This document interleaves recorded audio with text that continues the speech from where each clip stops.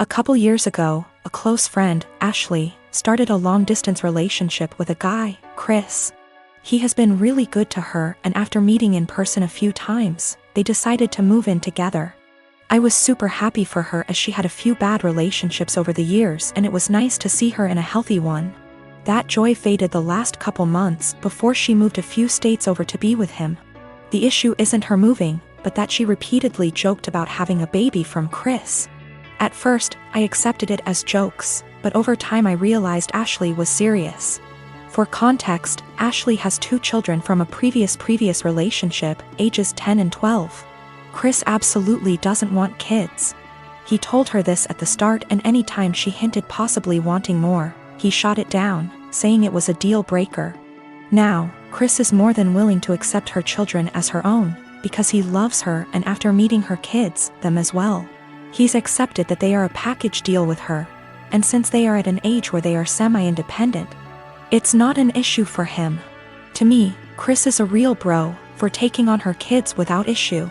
Hearing Ashley say she wants a baby out of him, one way or another, bothered me to no end. It's hard enough to find a partner that treats you well and accepts children that aren't their own. To find one that does and then talk about plotting to force a baby seems gross and manipulative. Before her move, I had sat down with Ashley, trying to talk sense into her.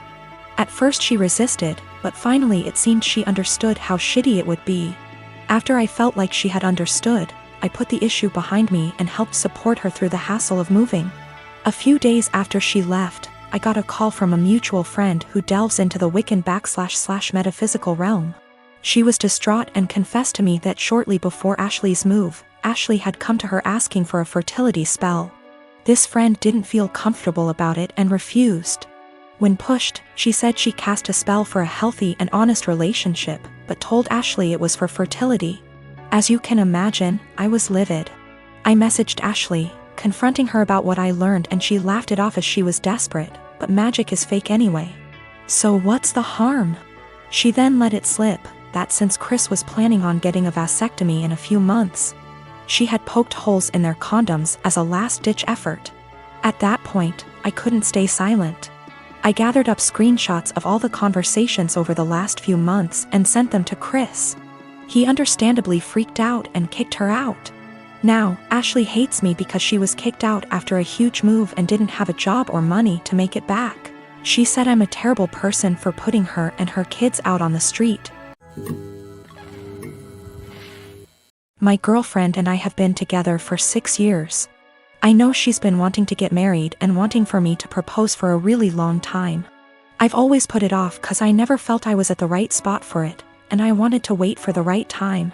Nevertheless, I know she's been waiting for it patiently for a long time, and if it was up to her, we would have gotten married years ago before I was even ready. Anyway, I figured since she's waited so long, I wanted to make it as perfect for her as possible. I chose the weekend of our 6th anniversary of our first date to propose to her.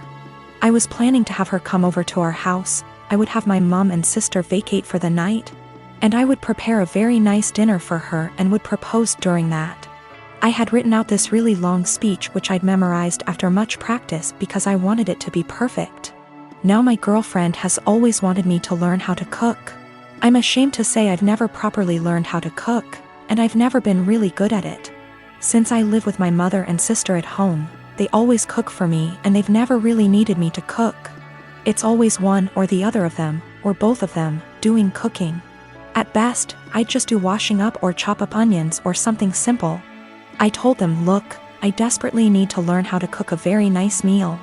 I told them she's always wanted me to learn how to cook, and it would be great if I could surprise her with this excellent dinner that I've made myself. She would never expect it from me. She would be thrilled. I told them I might just need some guidance. They weren't that enthusiastic first. They were like, we're really busy, we don't have time to teach a child how to cook. I told them it's really important, and to help them understand the gravity of the situation, I told them I was proposing tonight. They both went crazy and excited, like, oh my god, have you bought a ring yet? I showed them the ring, and my sister went flipping crazy, screaming, crying tears. I told them I was probably going to ask for their opinion on it anyway, and they were really enthralled and so excited and happy for me. My sister was literally crying and breathing heavily. They asked for details and everything about how I was going to propose. I recited the long speech I'd memorized. They told me it was beautiful, they love it, she'll love it. Again my sister was crying even. I told them, so this is why I need to cook tonight. She's always wanted me to learn to cook, and if I make a nice meal for her, I want to make our night as magical as possible. My sister was like, no way, if you cook, you'll it up. Just let us cook for you, and say you did it. I said, no, it has to be me, it has to be me. It's really important that I do it, I don't want to deceive her.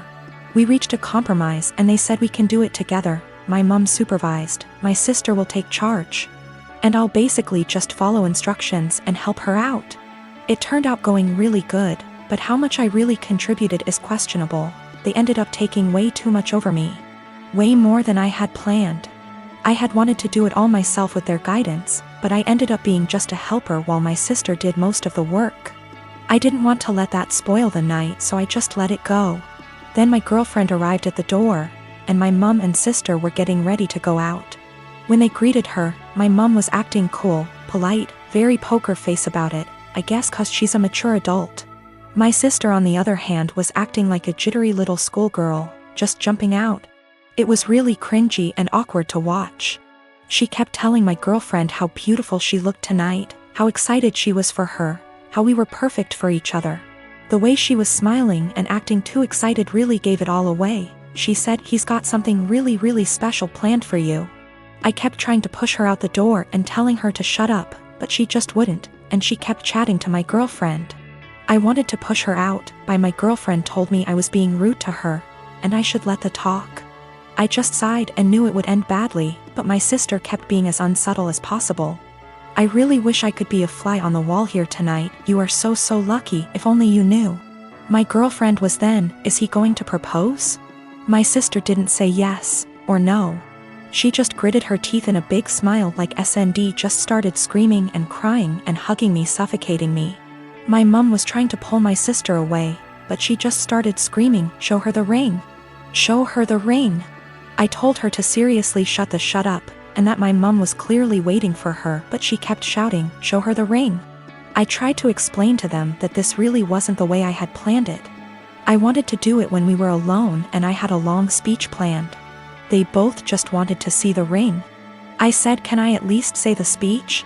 My sister was like, you should let him say it, it's a really beautiful speech.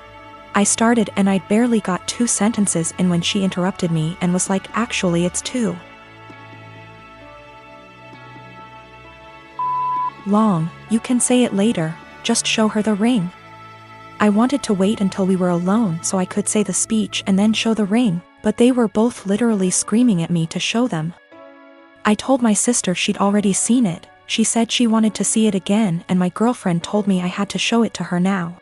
I showed them the ring again and they both started shouting and screaming. They literally both jumped on me and pinned me to the couch like a lion grappling a dying elephant, and ripped the ring from my hand like a lion tearing meat from its prey. I told them to get off, they were suffocating me. But they were both literally hugging me to death while screaming like hyenas into my ears. It was like WWE or something, it was unreal. I tried to pull away but they were both just hugging and kissing me and screaming into my ears, clawing at me and the ring like rabid animals, squeezing and suffocating me. My mother did nothing to help. She just stood there laughing as I went down. I realized they were mainly interested in the ring, so I let them have it and crawled away to the side of the couch where I could breathe properly. I felt the evening was ruined already. I had nearly just been clawed to death. I didn't know if my clothes were ripped. My hair was completely messed up. I had both their lipsticks smudged on my face from their dual hyena attack. And my clothes were a complete mess now. It was an infuriating mess of a situation and I felt gross. I just sat quietly there for at least 2 hours while my mother, girlfriend, and sister sat together looking at the ring, talking and chatting amongst themselves and acting like I wasn't there. The entire evening was ruined. My mom and sister were meant to be going out for the night. They didn't even leave once and were there the entire time. The food that I had made was getting cold. I told them dinner was getting cold. They all said they weren't hungry and just sat there looking at the ring. obsessing over it like they are Gollum or something. Me, the boyfriend, the groom, may have as well been invisible. They were all completely ignoring me, pretending like I wasn't there. I had planned this perfect evening between my girlfriend and I where I could propose. I'd been preparing it for such a long time. It was completely hijacked by my mother and sister. My sister spoiled it and didn't even feel bad about it. Worst of all, my girlfriend didn't even seem to mind. I told her this wasn't the evening I had in mind. She didn't care. She was too excited about the fact we're finally engaged. I didn't even get a chance to say my speech. She was like, "Don't worry, you can say it tomorrow. I'm too tired now." It really hurt my feelings. I don't think she understood how sad that made me feel. My girlfriend didn't even seem to care that it wasn't even really me who proposed to her, and the way my sister was acting, you'd think like she was the one getting married. This entire evening I'd planned out for so long. I'd been entirely cut out of it. Sidelined. Reduced to a spectator. After we finally did have the dinner, I asked my girlfriend if we could spend some time together in bed before she goes back home for the night. She was like, "We can't. Your mom and sister are here. We can't just leave them." I told her they weren't even meant to be here. They were meant to have gone out tonight, and they both were like, Yeah. Go upstairs. Don't worry about us." I told her she really shouldn't worry about them. We should both just go upstairs and spend some time together. She was like, "No. It would feel too weird and awkward." Well, that bad so much. I felt like the entire night was ruined. I'd barely gotten anything out of it. I didn't even spend any time with my girlfriend. My sister completely spoiled and ruined everything. The entire night was hijacked. I tried to explain to my girlfriend why everything that had happened, including her own behavior and acceptance of it, really bothered me. She didn't seem to understand and just brushed it aside. I explained to my mom, and she sort of understood and was apologetic, but tried to dump most of the blame on my sister. My sister was still in an excited, giddy mood. I asked her what was wrong with her. She said nothing. I told her she'd ruined the entire night and she acted like a 12-year-old or a clown. She got offended and denied it. She refused to see what she'd done wrong and how she'd ruined everything. I don't understand her behavior at all or why she would even act that way. I'm kind of hurt and offended by everything that's happened and the way they reacted to it. Do I have the right to feel this way? Should I just let it go and move on, or is there something I can do so that my grievances don't go unaddressed and ignored? I recently won an all-expense-paid trip to Disney World for 4 nights, for myself and 3 guests. I am currently planning on bringing my boyfriend, my mother, and my boyfriend's mother. I know we all aren't exactly Disney's key demographic, but it honestly means a lot to our mothers that I am inviting them.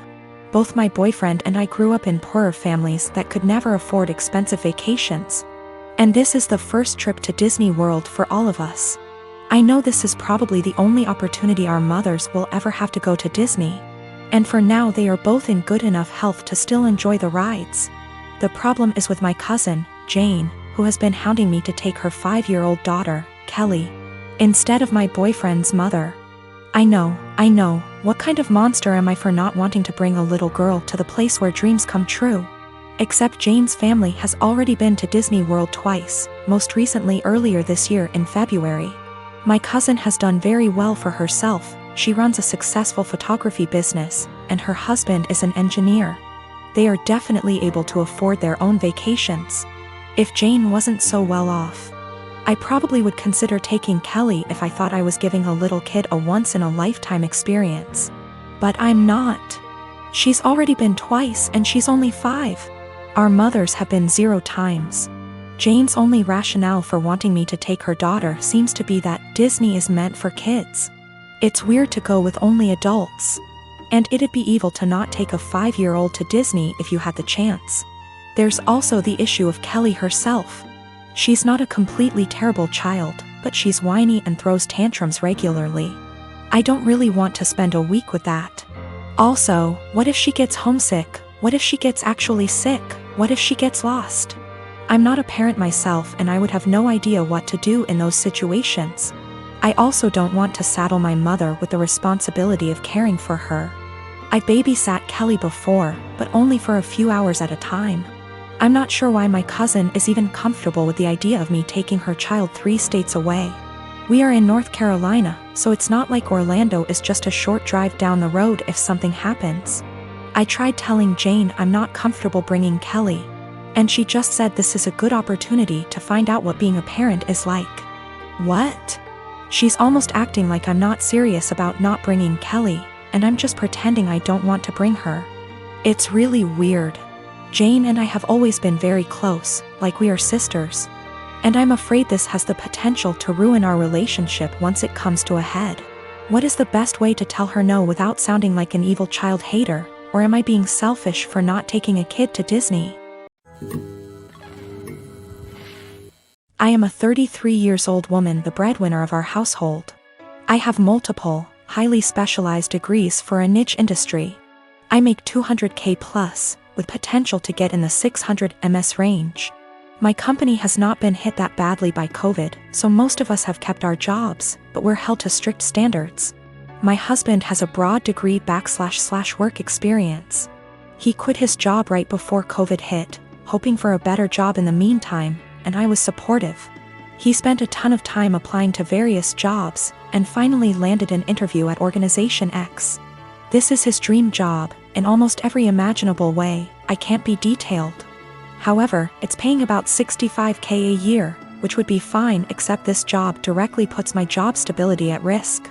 My company and this org are adversarial, at best. My field is extremely secretive, and if clients discovered my spouse was working for a competitor, I would be permanently tainted. I wouldn't be able to get a job in the industry forever. I know this sounds like an exaggeration, but I promise you, it absolutely is not. It'd be like if I worked in protecting the privacy of celebrities, and he worked for TMZ. If he tapped my car, got into my work devices, he could use that to advance his career. And any trust one have in this field will be gone. Even if I trusted my husband not to do that, my clients and company don't. Worse, B//C my background is so specialized, this is the only field I can work in. I asked him to drop from consideration for this job, since if he got it, we'd lose my income. $65K a year cannot support us in this city. Plus, he does not have to work for this organization. Even if the job market is awful right now, his background gives him access to a wide range of jobs, but I only have this one niche field. He was extremely angry, and said I was selfish and only cared about money. I told him that if he wanted to go back to school for an advanced degree or just be unemployed for a while, I would support him. But taking this job isn't possible. He continued the process behind my back, and got the offer. He wants to accept it, B//C. He says his career needs to take priority and that I wasn't being a supportive wife. I feel so betrayed, and I've contacted all relevant higher-ups in my company to inform them. I notified them as soon as he got the interview. B//C. It's better coming from my email than from a background check. I told him he could decline the offer, W// me watching him physically decline it.